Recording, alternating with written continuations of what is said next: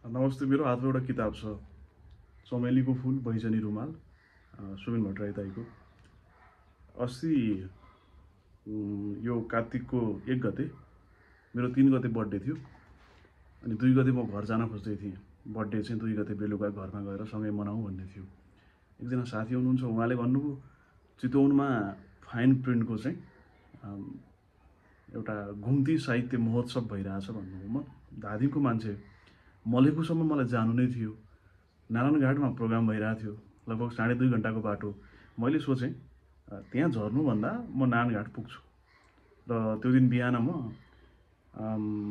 11 बजीतिर त्यहाँ पुगेको थिएँ। पुग्दाखेरि सुबिन भट्टराई दाई, यो किताबको लेखक,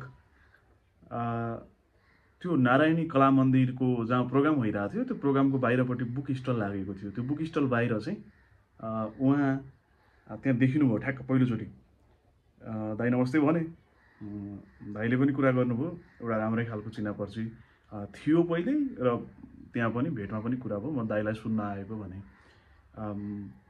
त्यहाँ दधी सापकोटा हुनुहुन्थ्यो, त्यहाँ चाहिँ रमेश दाई हुनुहुन्थ्यो छालबाटो पुस्तकको, नवराज सर हुनुहुन्थ्यो स्पर्श भन्ने पुस्तकको लेखक। त्यसपछि अलि बेलुकातिर राजेश हमालको पनि प्रोग्रामहरू थियो।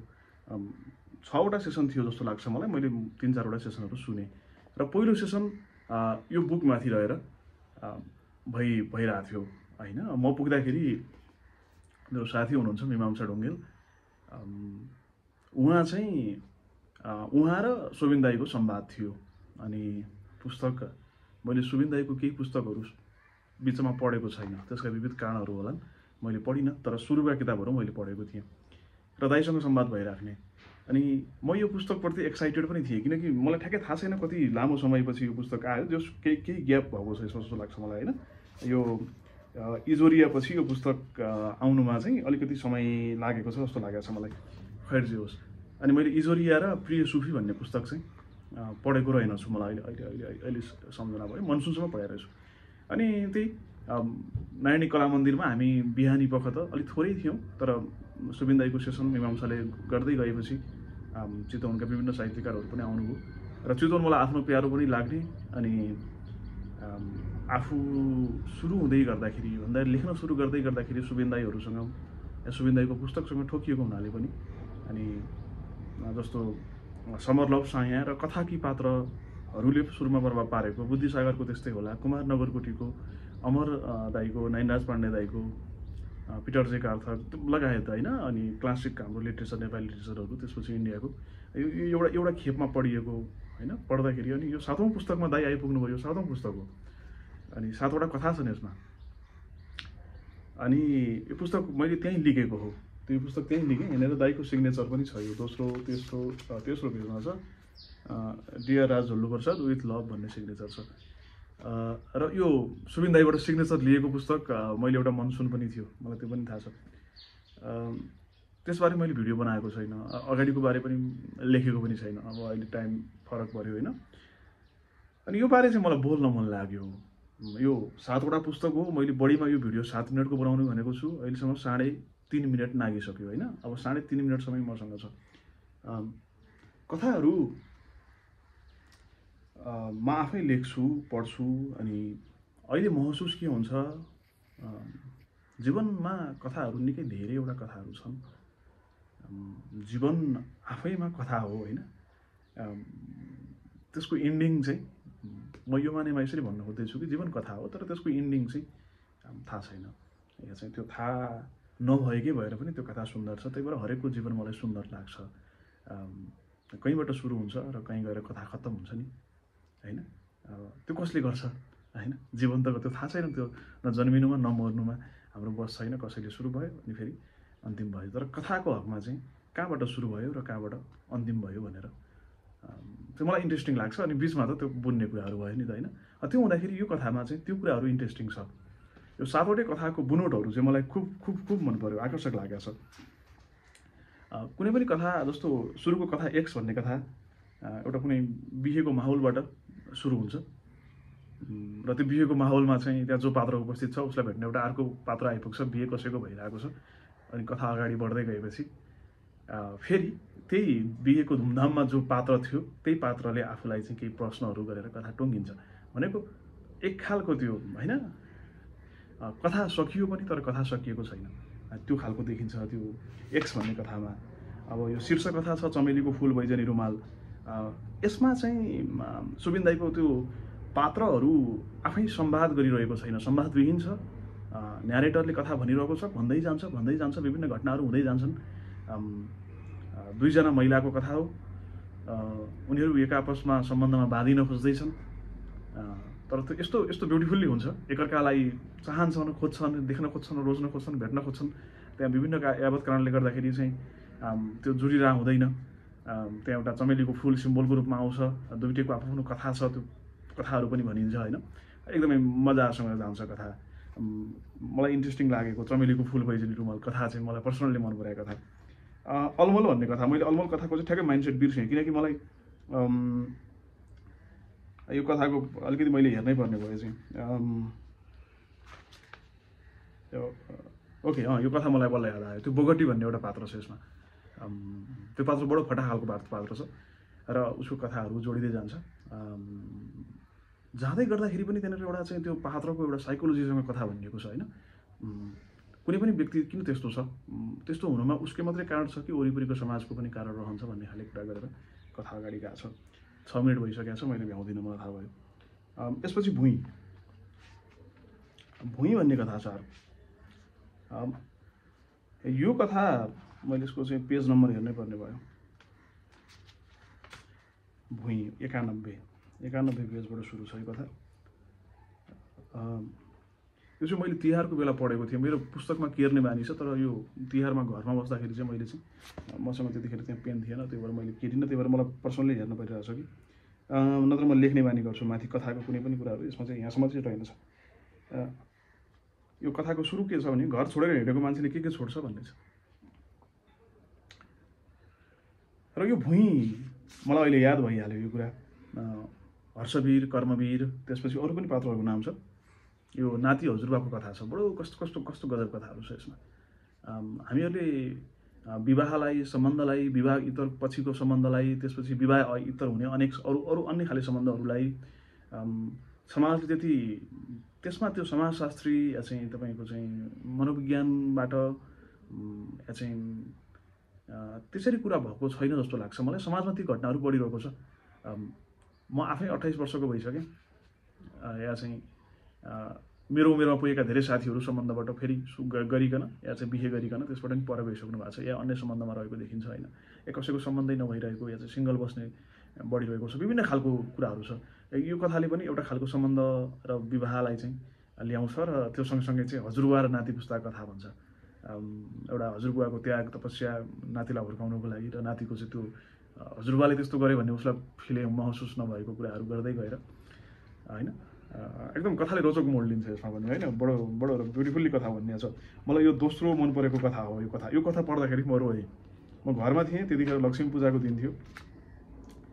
हजुरबाको फोटो त्यहाँ झुन्डिरहेको छ। कथा पढ्दै पनि छु, हजुरबालाई त्यहाँ देख्दै पनि छु गर्दाखेरि त्यो ख्यालको भयो मलाई होइन।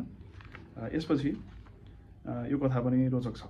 अनि त्यसपछि भयो यो अर्को एउटा कथा छ, यो 2752 भनेर। त्योभन्दा अगाडि एउटा कथा मैले छुटाएँ जस्तो लाग्छ मलाई। साँझ भन्ने कथा 133 पेजको। यो पनि मैले एकचोटि हेर्नुपर्छ। यो पनि मैले घर बसेर पढेको छु। यो कथाको छ अर्को गजब छ। यो 9 महिना कोठाबाट बाहिर ननिक्ली बितेछ। कामका लागि अनेक ठाउँमा आवेदन दिएकी थिएँ। अन्तर्वार्ताको लायकसम्म कसैले सम्झेनन्। लगभग 1 वर्ष बेरोजगार हुनु, ब्याक लागेर नयाँ क्लास नजानु जत्तिकै पीडादायी रह्यो। यो दाइको राइटिङमा यो कुराहरू चाहिँ बडो मिठो छ ल। यो अलिकति कलेज लाइफ, त्यसपछि इन्भाइरोमेन्टका चाहिँ कुराहरू आउँछन्, रुखहरू आउँछन् बिम्बमा होइन। जस्तो चाहिँ बाँस जस्तो मोटो थियो, ऊ भर्खरै भाटा जस्तो पातलो भयो भन्ने खाले कुराहरू। यो बिम्बहरू चाहिँ बडो आफू नजिक भएको गाउँको बिम्ब होइन। त्यो हामीले देखिरहेको चिज वस्तु वरिपरिको इन्भाइरोमेन्ट या चाहिँ घाम छायाका कुराहरू गर्दाखेरि पनि त्यो महसुस ठ्याक्कै महसुस हुने खालको कुराहरू आउँछ होइन। जस्तो यसकै हकमा पनि मैले पढेँ नि, 1 वर्ष बेरोजगार हुनु, ब्याक लागेर नयाँ क्लास नजानु जत्तिकै पीडादायी रह्यो। यो पीडा मलाई पनि महसुस छ कि ठ्याक्कै छोइहाल्छ। यो खालको राइटिङ बडो राम्रो रहेको कुराहरू। यो लाइन अहिले चलिरहेको छ नि टिकटकमा या चाहिँ अन्त कतै, त्यो लाइन उठाउने भनेदेखि धेरै लाइनहरू उठाउन सकिन्छ यहाँबाट। त्यो बडो त्यो हरेक लाइनमा एउटा भावको गहिराई हुन्छ नि होइन, त्यो चिज चाहिँ छ। र म यो साँझ भन्ने कथा